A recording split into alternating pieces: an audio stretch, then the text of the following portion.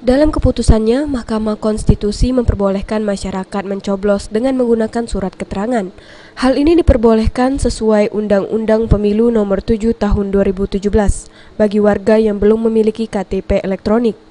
Di mana untuk wilayah Sumsel, Dinas Kependudukan Catatan Sipil mendata bahwa masih ada warga di tiap kabupaten kota yang belum mendapatkan cetak KTP elektronik dengan presentase 1,5%. Hal ini ditegaskan oleh Kepala Dinas Kependudukan dan Catatan Sipil Wilayah Sumsel, Septiana Zuraida.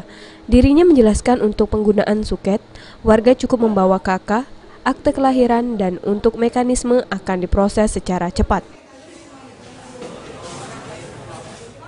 Nah ini ya, berdasarkan Undang Pemilu Nomor 7 Tahun 2017, bahwa ada kemarin perubahan tadinya harus pakai KTP. Nah, terus dengan Mahkamah Agung diperbolehkan ya, ini PKPU nomor 30 2018 dalam hal pemilih belum memiliki KTPL sesuai maksud menggunakan surat keterangan ya diterbitkan oleh Dukcapil. Nah, ini diperbolehkan di Undang-Undang Nomor 7 Tahun 2017.